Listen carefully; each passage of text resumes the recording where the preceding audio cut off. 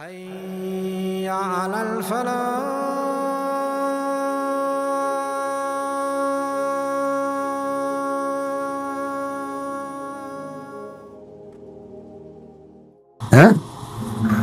Kakati omusiramu bwaffe tubujjamu ki byetubujjamu obikkirizaamu tuyogere kiriwa mu kulandaga aya bwekitabeeramu n'atakikola omuntu oyo nikukola otya mu maaso ga Allah.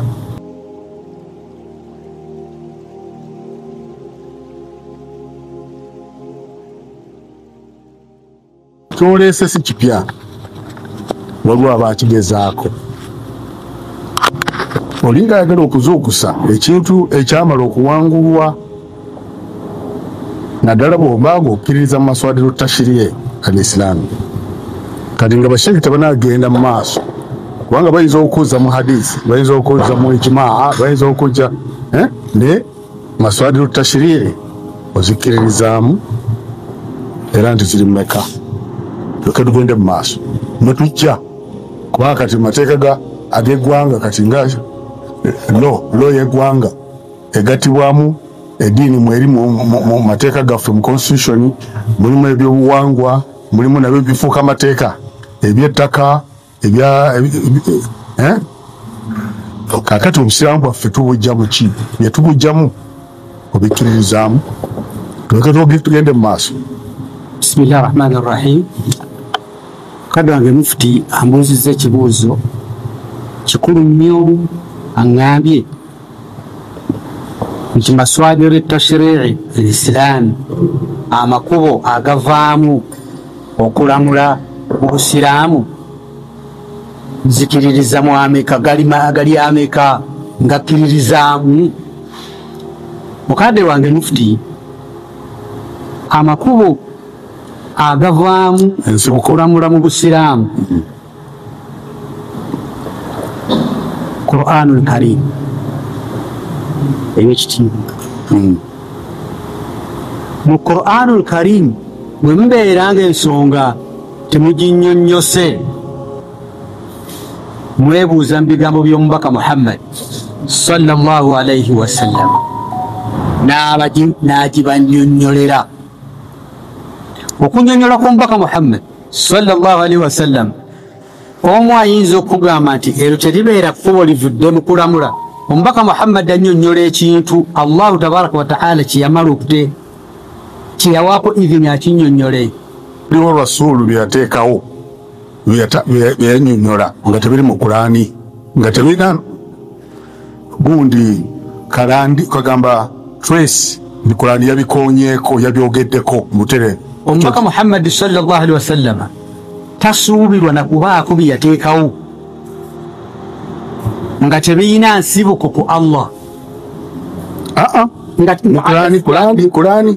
Qur'ani togamba ku Allah ku Qur'ani nga mu Qur'ani bw'okinoonya tokirinaamu naye ng'ojja kusanga muri Riyadus Salihin for example.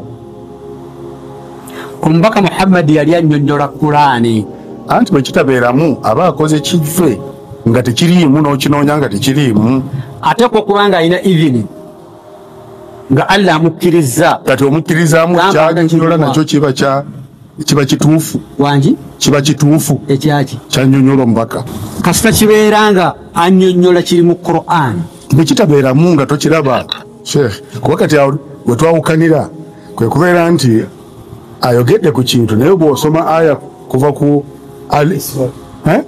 alhamdulillah n'ogenda paka ku nkomerero nga tekiriimu naye nga Rasuulu yakinnyonnyola. Omubaka Muhammad yali annyonnyola bya Allah ebyatadde mu Qur'an. Bwe bitabeera mu Qur'ani si bituufu kyekyeŋŋamu tebirina bwe bibeera bituufu tebirina bwe bibeera bituufu kubanga omubaka Muhammad si yateeka amateeka.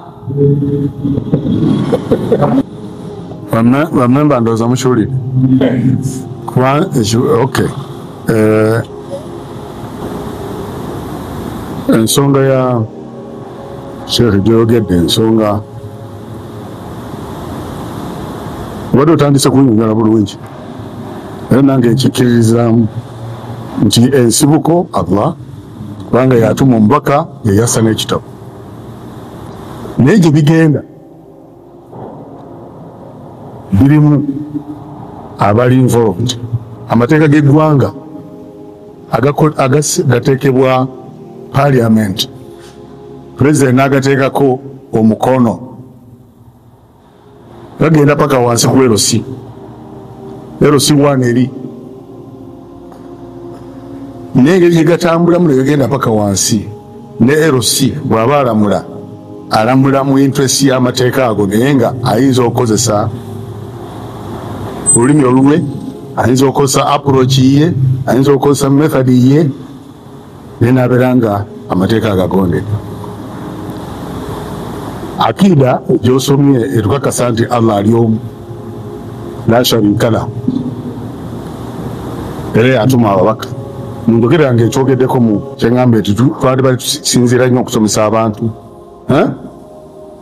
Bintu byonna twali bivuddeko ne tugenda ku hadithi ya Jibril. Obusiraamu bwonna buli omu, era nabbi ku nkomero yagamba nti hatha Jibrilu ataakum yuallimakum amra dinikum, amakulu nti eddiini. Kakati bwe nkubuuziza ku kyamaswadiru tashriyo, nze ndowooza nti tuba tukkiriziganya nti tewali kikolebwa nga nekivudde mu Qur'ani, kubanga n'okugundira omubaka kyava mu Qur'ani, nti omubaka naye akola ki, si bwe kiri. Ate ne ijima nayo eva mu Qur'ani, neva ne mu hadithi, ate ne tufudamu ijima, kubanga erina adila ova mu hadithi, ate erina support ova mu ki, ne qiyas. Fa'tabiru ya ulil albab, mugerageranye bananyini magezi. Kati qiyas nevaayo. Kakati bw'ogamba nti ezo gundi procedure ozikiririzaamu, tuba tetwawukanye, wabula gwe kyawogera kiba kiri vague mu public, ekyetaaga okutangaaza. Tubannange kyenategeeza kyali tekitegeeza nti Qur'ani yokka, naye Qur'ani yevaamu kino, yevaamu kino, yevaamu kino. Abantu bategeere, ne bw'ogamba nti tokola kintu kyonna nga tekiri mu Qur'ani n'okirekaawo, waliwo omuntu omugezi, waliwo omuntu ajja okukitwala harufiyan ala zahira. Egambe nti kintu kye yayokedde kyekyo, kati gwe kyoyogera kiriwa mu Qur'ani, daga aya bwe kitabeeramu n'atakikola. Omuntu oyo nikukola otya mu maaso ga Allah? Nfuna bulungi kuba tewatangaaza. Kakati kyetaaga ekyetaagisa kubeera nti bwe tuba tukkiriziganya nti ne kiyasi yennyini baulama gye beegattako nti yes mutafaku alayhi nti ekola, ate nga nabo tebagijja ku ki, nga nabo bagijja mu hadithi, bagijja ku ki, mu Qur'ani. So kitegeeza nti tetwawukanye, ne kasogamba nti ebyo tobimanyi nga bwe biri, then awo noba oli walala naffe, oba ozudde mu ddiini yaffe ate ekitaliimu.